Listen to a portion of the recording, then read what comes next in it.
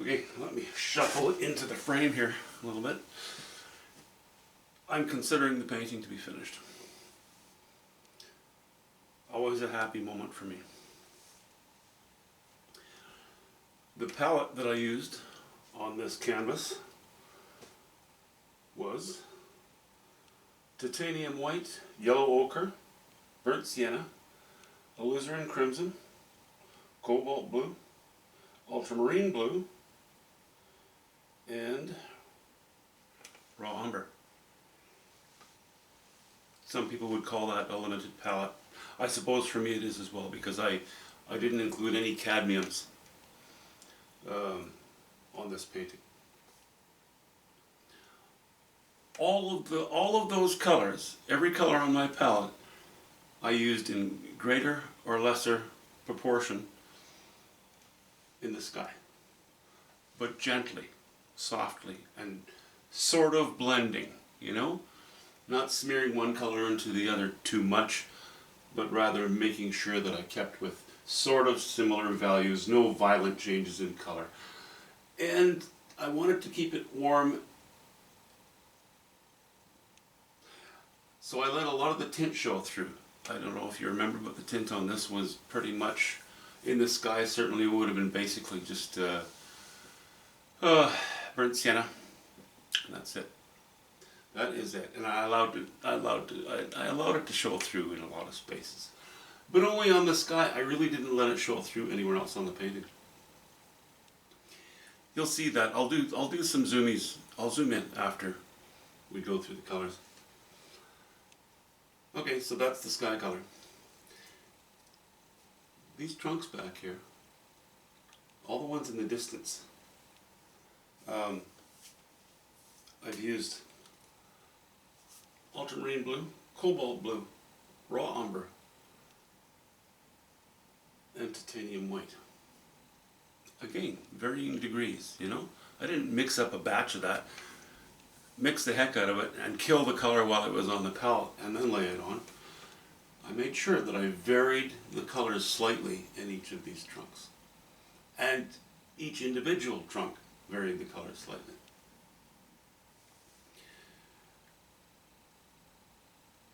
This tree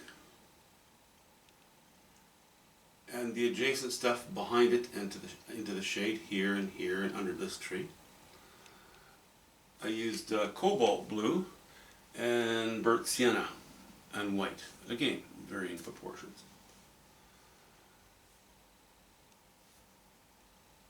This bush, this bush, this bush, and this bit up here are, oh yeah, on these little blobs here, they are cobalt blue, alizarin crimson, yellow ochre, and white. Bits of raw umber here and there as well.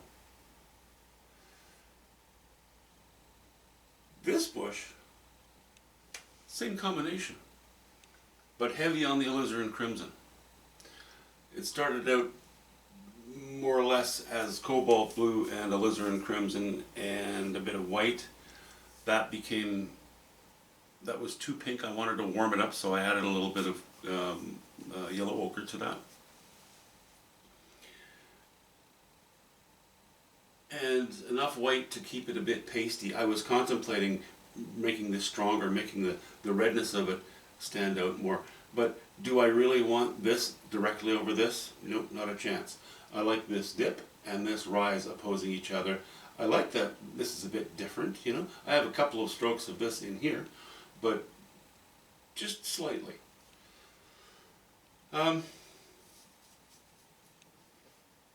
Everything else above this line of rocks is, again, in varying proportions, ultramarine blue, yellow ochre, bit of burnt sienna now and then, and titanium white. The strongest and warmer trunks here, you know, and these two stumps, that is what? Almost all, well, okay. Hints of ultramarine blue, in some cases quite a bit of burnt sienna and white. These here, 1, 2, 3, these closer 3, you know, closer but not catching light like these are. We have some raw umber there. Ultramarine blue, a bit of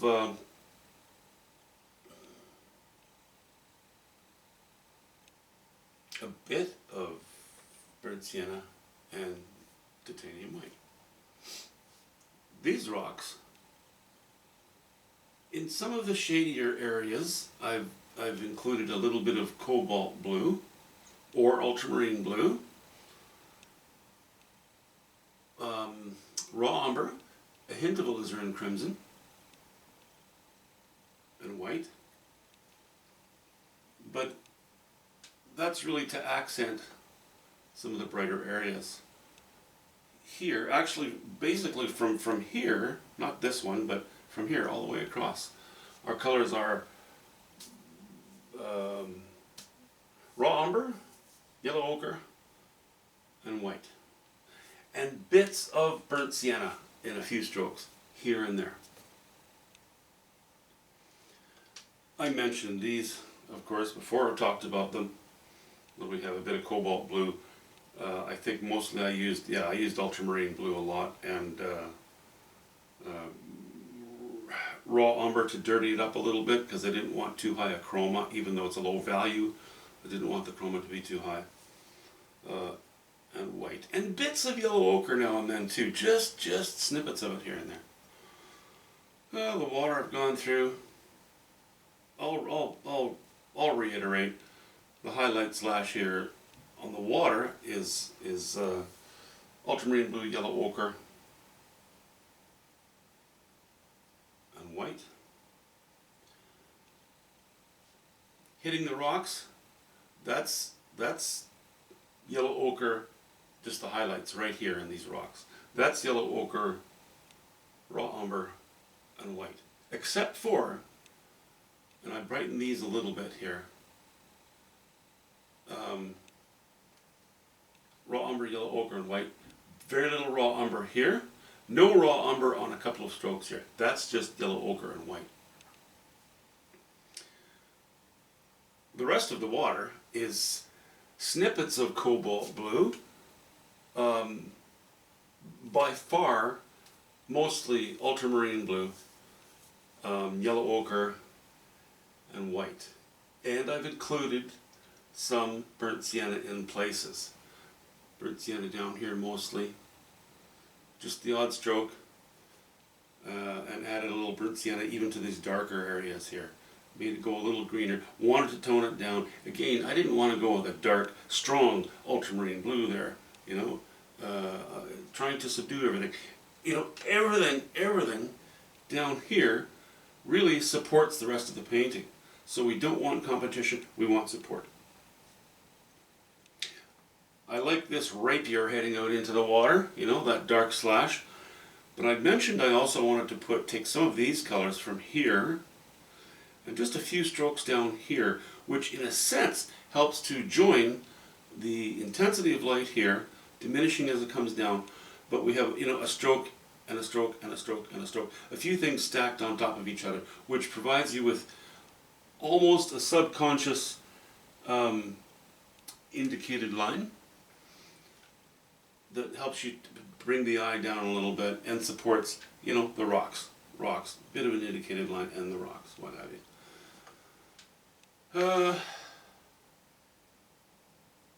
I think that's about it. My signature's on there. I'm actually thrilled with it. I'm glad the work's done. This band of trees all by itself was probably about as much work as the rest of the painting, when it came to varying, you know, thought processes and trying to be creative and things like that. So Anyway, I'm tickled with it. I really like the painting. I love it. No, in these crevices here, the dark crevices, that is ultramarine blue and raw umber. All right, I'm calling this done as usual. It's going to come and live with me for a bit. Fear not, for I have another. Just the same, only this one's nice and clean. Doesn't have all that junk on it. It's not covered with dirt. So, you know, this one's got all kinds of stuff on it. I'll probably never get it off. It's a stain I'll never get off. And frankly, once I put the new clean one on there, I'll probably just get it dirty right away as well. Okay, enough really dumb dad jokes aside. Let's do a couple of zoomies on here. Give you some close-ups. Clickety clack. With me playing with my camera. And let's start down here.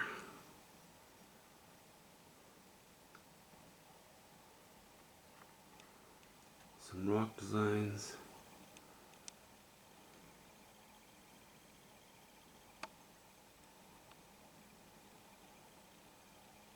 A couple of shots of water here. See, you can see these strokes stacked on top of each other, sort of joining this and this. Very subtly, but I think it does the job. Our rocks behind there, fading off, but still with warm colors.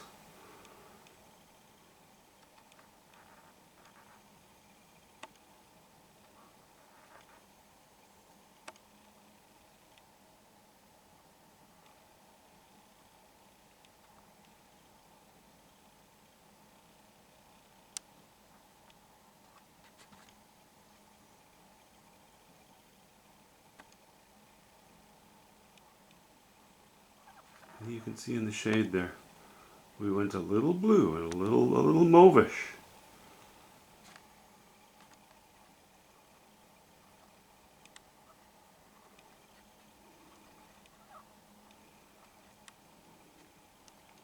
Yeah, I'm glad I revisited this backslash. You know, you can see there's not a lot of variety in color or value back there, but it's enough. You know, I didn't want too much. I don't want it too noisy back there. Allow the noise to come in when you get up into the trees. That's kind of what I was thinking. Until we move to the right here, where it becomes a little more interesting. Or we made it a little more interesting. Okay, now up into our selection of bush.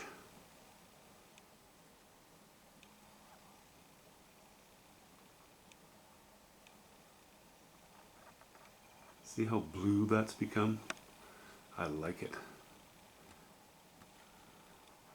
That was a nice sort of addition of color. A shot of color interspersed with the bits of burnt sienna trunk showing through here and there. You can see I laid light on the trunk, but not, you know, starting at the bottom, high chroma, high value.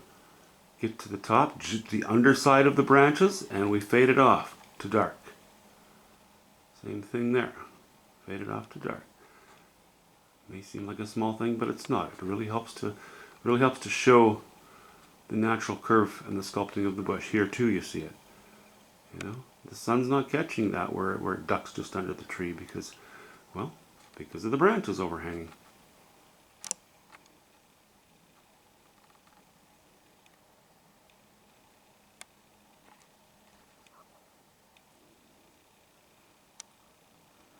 Yeah, you know, these ones, I kind of, one of my last changes was graying them out, making them grayer, and having less intense darkness, less intense low value on their outlining, because I wanted them to disappear a little bit, you know, not disappear, but fade off, because they are behind the entire scene.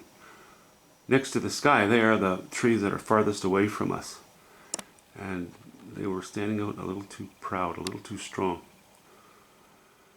I think they're good now. In fact, I'm confident they're good. I'm very happy with the painting. And as I mentioned, now we're going to move to a fresh canvas. A nice clean one. And we're going to make it all dirty. Okay, see you very soon.